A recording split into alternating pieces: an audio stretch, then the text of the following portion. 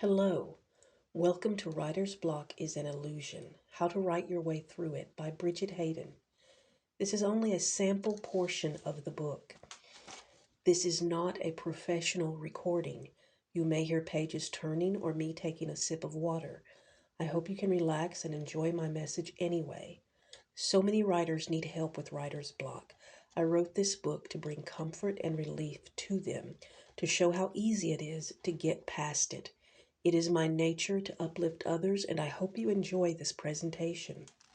If you get blocked by one story and try to write a different one, you'll soon find yourself blocked there too, because you keep coming up against a process within your thinking that you don't fully understand.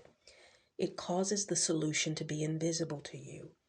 I can help you see the invisible answer that will allow you to write your way through any so-called writer's block.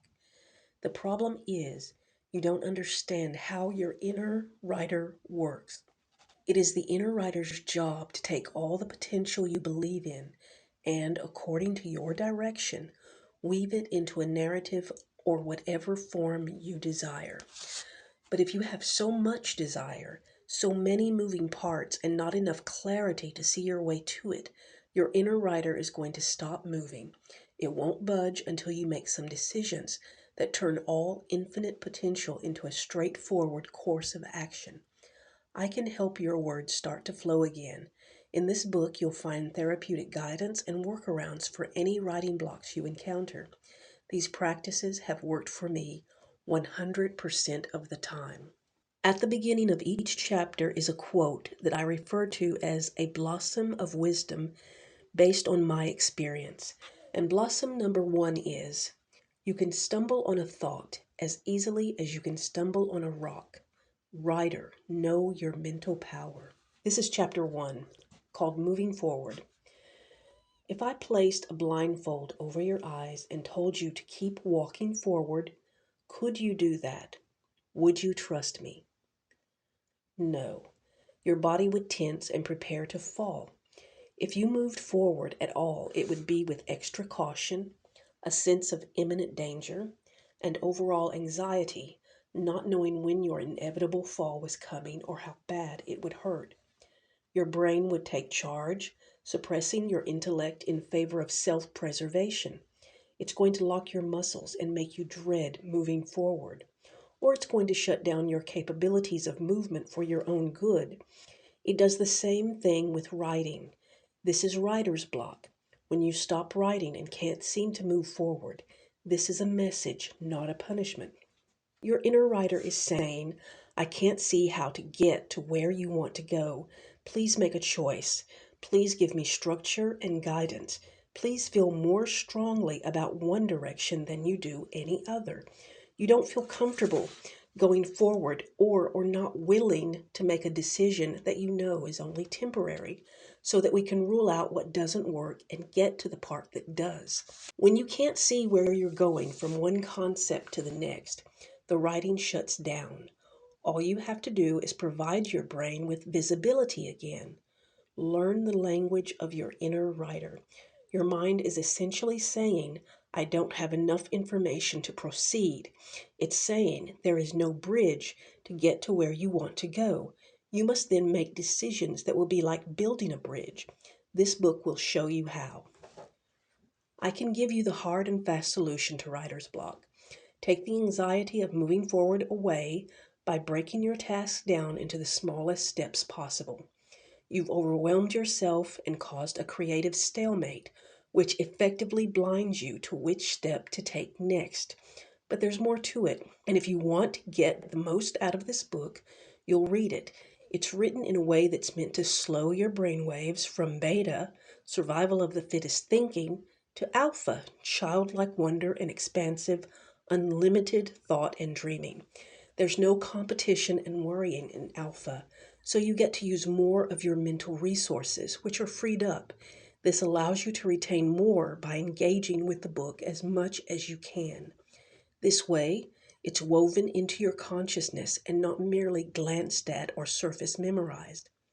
I've tried to make it meaningful, and that's the difference between amassing a pile of expensive tools you'll never use and using a simple tool that works for you for the rest of your life. I'm giving you way more value than you're paying for. The few dollars you're giving me will come and go, but the wisdom I'm giving you will stay in your reservoir of knowledge and usage for as long as you live. I've seen people trapped in the myth of writer's block for years, for most of their lives, so I know the value of what I'm about to share. If you're working on a writing project that is aligned with your deepest interests, especially a fictional story, and you find yourself unable to proceed because your words are not coming, this book will help you. First, I'll explain the solution to you and why my method works. Then I'll summarize the key steps so you'll have a quick reference to them. I admit there are limitations. There's every kind of infinite mind out there, and I don't know how to work with all of them. But if you can read this book, chances are your mind can benefit from this information. This book is primarily for fiction writers, but if you rely on writing at all, you will benefit from my advice. Blossom number 2. Writing books and selling books are two very different professions. Make peace with that. Chapter 2. Writer's Block. Why it hurts so much. Writer's block is the term we use when a writer can't move forward with their creativity, their inspiration, and their words of their craft. Their feet, their mobility feel stuck in cement. It's torture. It is one of the worst pains because it isn't physical. It's psychological, yet it produces very real, unwanted results. It's not like a headache or a sprain. We can't take a pill and give it time to go away. The longer we feel stuck in it, the worse it gets. After a week of not writing, when we've based our lives on writing, we panic. The more we panic, the more it continues and the worse we feel. The cycle compounds itself until we are miles away from where we need to be in our project and we don't know how to get back to the center of our joy. I'm here to tell you how to lift yourself out of that cycle of pain. I'm just going to talk naturally. I'm going to comfort and soothe you back into alignment with your powerful writing abilities. I could give you a basic short list of steps to take to cure your writer's block symptoms, but first I want to explain why my list works, or else it's just going to be another set of instructions that are easily taken for granted and ignored. If I insert the cure as I talk to you, it's more likely to stay with you than if I just list off a recipe of steps to take. Your state of mind is important. It determines how much of this sinks in. It determines what you write. You're so busy in beta and survival mode that you're stressed and have forgotten how to play. My aim is to soothe you as we take time out from your need to measure your success and coax you into alpha brainwave receptivity. Talking to you in this manner will be like walking through a garden with you. I planted a garden of knowledge and experience, and I want to share it with you. So set your worldly ambitions aside for a moment and pay the price of taking my hand and stepping into my sunlit garden with me. We're going to have a great discussion. First, I want to educate you a little on writer's block, to demystify it. It's the boogeyman and the worst demon for writers, and that need not be. Breaking the writer's block illusion is all about understanding yourself and how your mind works. It's not about something working against you. It's not even real. It's the way you're viewing something. The experience is real, the pain is real, but once you see what's in your way and remove it, writer's block disappears like smoke. I haven't experienced writer's block in over 9 years. I'm certain I'm qualified to give you some advice. It's one of the blossoms I'm most proud of. When you stop writing, you stop for a reason. It's a message to you, like I said, not a punishment. The message is simple. I need more information before I can proceed. You're made of many parts, but think of yourself as primarily a decision maker, and the rest of you carries out your decisions. It's like you're staring a giant avatar and saying, "Go that way, that looks interesting." You're exploring life with your avatar body, which tries to do everything you tell it. If it doesn't, that means it has conflicting signals from you. You may want to cover a lot of ground and take every avenue in your excitement, and you can, but your avatar body can only do one thing well at a time. In writing, you're convinced. has to be done well. So you've allocated all of your inner resources and computing capabilities to the writing, making it a priority. But your heart is swollen with the idea of venturing forth without limitation. It's up to you, the decision maker, to see that your desires far surpass your computing capabilities. In your excitement, you're trying to do too much. You're trying to take over the job of your avatar when your only job is to make decisions and let your avatar take care of the rest. The avatar is trying to do everything you want to do, but it can't go right and left at the same time. It doesn't hear words so much as it obeys your excitement, and it just feels you attempt to go in both directions at the same time. Now it's hemmed up in mixed signals that you didn't even know you gave it. You have to slow your momentum and very clearly course correct by specifying, go right. I want to turn here more than I want to go anywhere else right now. I can explore the other areas later. Ah, a clear decision. We're back on track. It's that simple.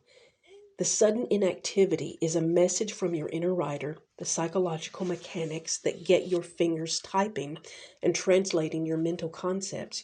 You can stumble on a thought as easily as you can stumble on a rock. Feeling stuck is about believing two or more thoughts that oppose each other.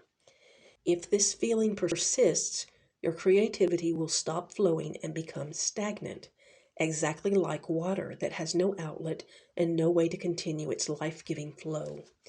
All of your desires surrounding your project will bottleneck at this congested point in your thinking until you take the time to look at it and clear it. If you don't know how to do this, you can cause quite a bit of pain for yourself until you learn the basic steps of how to clear so-called writer's block. Let me prove my point. If I said I needed a paragraph from you, I bet you could write it. It'll only take a second of your time, I say.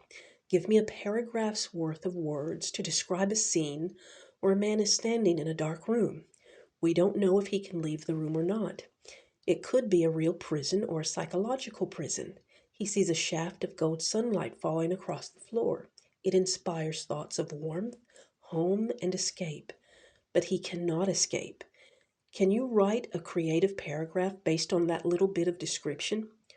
Or can you stop what you're doing and write a list of things that you want to do this month? Can you write a grocery list with 10 or more items? Can you write a description of what your writer's block feels like? Of course you can. I see writers describing how horrible they feel about not writing all the time. So of course they absolutely can write. They're simply being unclear about making the distinction between writing and going forward. My point is, writer's block isn't writer's block. You can write any irrelevant thing, but you can't seem to write what matters to you the most without experiencing a great deal of psychological pain. This means that your subjective ideas about what you're trying to do are not compatible with your desires, and all you need to do is make them compatible. Look at what you're thinking about what you're trying to write, and switch out the thoughts that aren't working for you. It's easier than it sounds. For example, you may have big plans for your book, but if you are afraid of not measuring up to that greatness, you're not going to let yourself proceed. You're monitoring your inner writer and stopping it before it can even put paint on the canvas in the form of words. Let me start smaller. That's an example where a tiny little worry has grown into a giant psychological monster, restraining your creative flow. I'm going to dip into the bowels of the problem for just a second, and then I'm going to lift you from that into the solution. This is not a book where we pound out the problem. Problems are only messages that once we get the message, we need not linger on the problem any longer. I'm here to give you the message. You have an idea. You move towards it by writing something. You feel excitement. You do your best to give that excitement structure and craft. You're coming in hot. You can feel future readers cheering you on. You hear the collective consciousness of a cosmic summit of readers stoked about every word you're writing and begging for more, begging you to follow through because whatever you're writing is too good and they need more. You're doing so great. You experience a feedback of fantasies where you see yourself at your keyboard being televised via the web all over the world because every viewer is magically attuned to the movie in your amazing mind. Then, for no apparent reason, you can no longer feel that rush of writing anticipation. Excitement is nowhere to be found, and you can hardly drag yourself to the keyboard. In fact, facing your projects start to feel about as bad as facing bills you can't pay. To preserve your sanity, you stop facing that sorry because you can't solve the riddle of why you don't care anymore. To compound the situation, as each day passes, you remember that you're a writer, and that means you made a decision to write no matter what.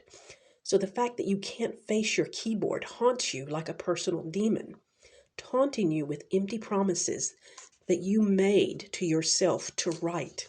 It gets worse as you come to the conclusion that if you can't trust yourself as a writer, you're not a real writer. Either you've lost it or you don't have what it takes. It's too painful.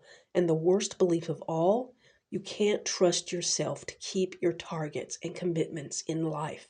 If you can't trust the basic ability to do what you said you would do, then you can't trust yourself and you can't trust your life.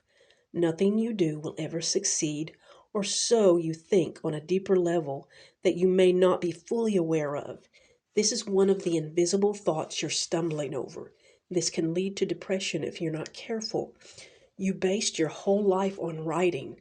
Many of us do because it can be such a great therapy.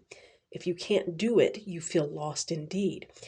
Why is doing what you claim to love so painful? Why do some of us cry at the keyboard and not in a good way when we could be writing our dream novels? Okay, stop it. Back up. It's not this serious. I can remember crying before going to my full-time job each morning because the writing felt so painfully effortful when it should have been a joy. I was getting up extra early to follow through with my epic dream of being a writer, yet it was nothing but struggle some mornings, and I couldn't understand why. I saw psychics in my desperation to have this riddle answered. The answer came this way. I reached such a low point that I got sick. I had to find help. I'll tell you more about who helped me later. This concludes the sample portion of Writer's Block is an Illusion, How to Write Your Way Through It. If you resonate with this material and you want to know more, you can purchase this book at any number of outlets like Amazon, Etsy, Shopify, or any book distributor.